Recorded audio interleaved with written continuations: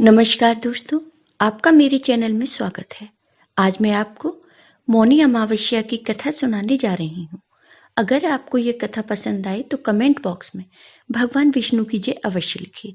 साथ ही अगर आपने अभी तक मेरे चैनल को सब्सक्राइब नहीं किया तो सब्सक्राइब कर लीजिए और बेल आइकॉन पर क्लिक जरूर कीजिए, जिससे हमारे वीडियो के नोटिफिकेशन आपको मिलते रहें। माघ माह में पड़ने वाली अमावस्या को मौनी अमावस्या या फिर माघ अमावस्या के नाम से जाना जाता है। मौनी अमावस्या के दिन मौन रखकर संयम पूर्वक व्रत किया जाता है, जिससे मुनि पद प्राप्त होता है। इस दिन गंगा स्नान, पूजा और दान का विशेष महत्व है। ऐसा माना जाता है कि इस दिन गंगा स्नान करने से व्यक्ति के सभी पाप दूर हो जाते हैं।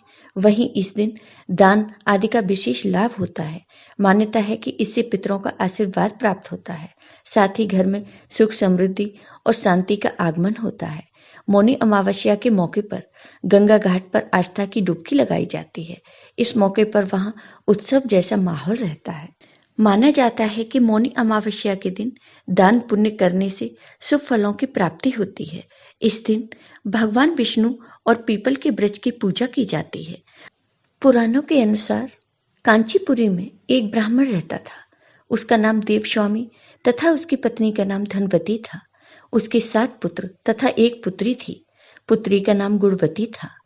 ब्राह्मण ने 7 पुत्रों का विवाह करके बेटी के लिए वर खोजने अपने सबसे बड़े पुत्र को भेजा।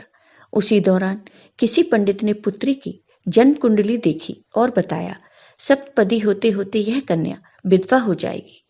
तब उस ब्राह्मण ने पंडित से पूछा, पुत्री के इस वैधव्य दोष का निवारण कैसे होगा? पंडित ने कहा, सोमा का पूजन करने से वैधव्य दोष दूर होगा।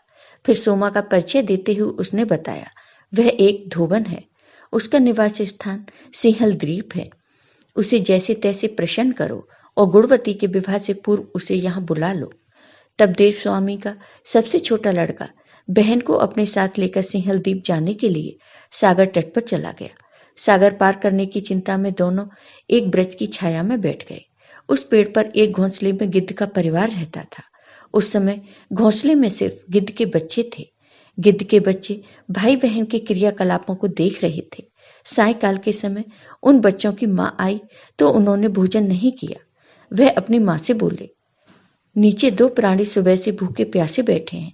जब तक वे कुछ नहीं खा लेते तब तक हम भी कुछ नहीं खाएंगे। तब दया और ममता के वशीभूत गिद्ध माता उनके पास आई और बोली, मैंने आपकी इच्छाओं को जान लिया है। इस वन में जो भी फल फूल कंद मूल मिलेगा मैं ले आती हूँ। आप भोजन कर लीजिए। मैं प्रातःकाल आपको सागर पार कराकर सिंहल द्वीप की सीमा के पास पहुंचा दूंगी। और वे दोनों भाई बहन माता की सहायता से सोमा के यहाँ जा पहुंचे।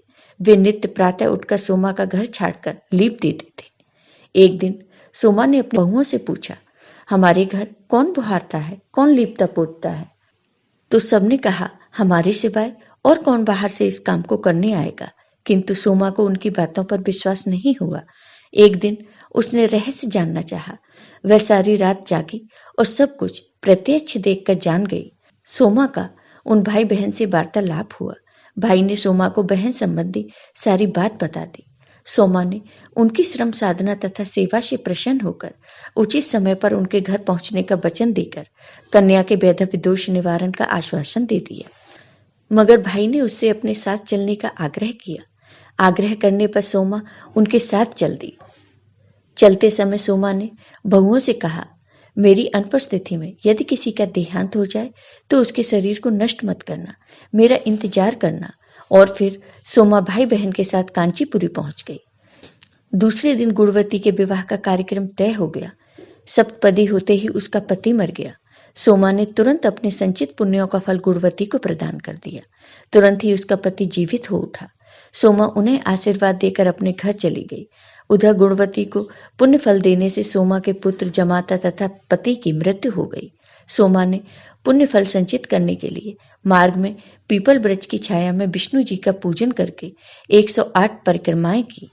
इसके पूर्ण होने पर उसके परिवार के मृतक जन जीवित हो उठे।